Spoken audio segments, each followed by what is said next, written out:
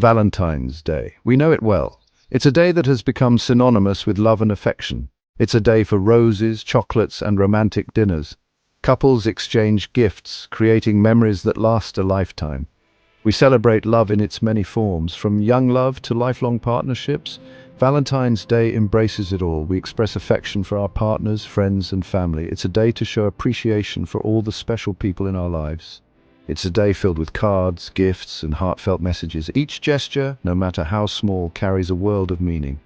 But where did this tradition come from? How did it all begin? How did this heart-filled holiday come to be? What are its origins? Let's journey back in time to uncover its fascinating origins. The story is more intriguing than you might think. The roots of Valentine's Day are ancient and complex. They span centuries and cultures. They intertwine with ancient Roman rituals and Christian legends. These elements combine to create the holiday we celebrate today. Over centuries, the celebration evolved. It adapted to the times and cultures it touched. It transformed from a pagan festival into the romantic holiday we know today. So buckle up, we're about to dive deep into history. We're about to travel through time to explore the captivating history of Valentine's Day. Get ready for an enlightening journey. Our journey begins in ancient Rome with Lupercalia. This festival took place every February 15th. The Romans celebrated Lupercalia to honor the god Faunus. He was the god of fertility and agriculture. They also honored the founders of Rome, Romulus and Remus. Legend says a she-wolf raised them. Lupercalia was a time for purification and renewal. It involved rituals that were quite different from our modern celebrations. Roman priests would sacrifice goats. This was for fertility. Then they would run through the streets gently slapping young women with the goat hides. The Romans believed this would make the women more fertile in the coming year. As Christianity spread throughout the Roman Empire, it began to absorb pagan traditions. One of the most notable examples of this cultural blending was the festival of Lupercalia. Lupercalia, being a popular festival, was no exception. It was celebrated in mid-February and involved various rituals to promote fertility and ward off evil spirits. The church wanted to Christianize the holiday, transforming it into a celebration that aligned with Christian values. In the 5th century AD, Pope Gelasius I declared February 14th as St. Valentine's Day, aiming to replace the pagan festival with a Christian feast day. This day would honor St. Valentine, a figure who had become associated with love and martyrdom. But who was St. Valentine? The identity of this saint is not entirely clear. The truth is shrouded in mystery, with various legends and stories contributing to his enigmatic persona. There are multiple saints named Valentine, each with their own unique story and legacy. One legend tells of a Roman priest who defied Emperor Claudius II by continuing to perform marriages in secret. The emperor had banned marriage for young soldiers. Believing that single men made better warriors, he thought that without the distraction of wives and families, these men would be more focused and effective in battle. Valentine, however, continued to perform secret marriage ceremonies for these soldiers, defying the emperor's orders. When his actions were discovered, he was imprisoned and sentenced to death, becoming a martyr for love and faith.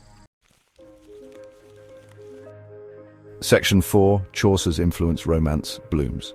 For centuries, St. Valentine's Day was primarily a religious holiday, celebrated in honor of St. Valentine, a Christian martyr.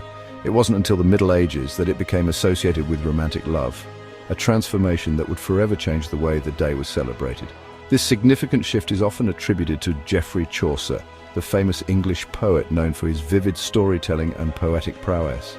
In his 1382 poem Parlement of Fools, Chaucer links Valentine's Day with the tradition of courtly love, a concept that was gaining popularity at the time. Chaucer writes, "For this was on Saint Valentine's Day, when every fowl cometh there to cheese his make, a line that beautifully intertwines nature and romance." This translates to, "For this was on St. Valentine's Day, when every bird comes there to choose his mate," highlighting the natural world's influence on human emotions.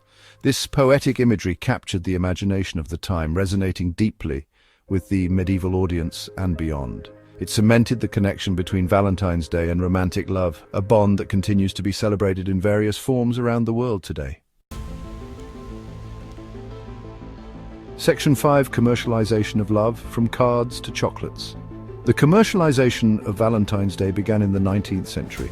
Advances in printing technology made it possible to mass-produce greeting cards. These cards, adorned with hearts, flowers, and romantic verses, became a popular way to express affection. Companies like Hallmark, established in 1910, recognized the commercial potential of the holiday. They began producing Valentine's Day cards on a large scale. Around the same time, Cadbury, a British chocolate company, started marketing heart-shaped boxes of chocolates as the perfect Valentine's Day gift. These commercial ventures played a significant role in shaping the modern celebration of Valentine's Day. Section 6: Global Expressions of Love, a tapestry of traditions. Today, Valentine's Day is celebrated globally. Each culture adds its unique traditions and customs to the mix. In Japan, women traditionally give chocolates to men. There are two types: giri choco, or obligation chocolate for friends and colleagues, and honmei choco, or true feeling chocolate for romantic interests. In South Korea, Valentine's Day is followed by White Day on March 14th. On White Day, men reciprocate the gifts they received on Valentine's Day. In Denmark, people exchange pressed white flowers, called snowdrops, and handmade cards with humorous poems. These global traditions demonstrate that while the ways we celebrate love may differ, the underlying sentiment remains universal.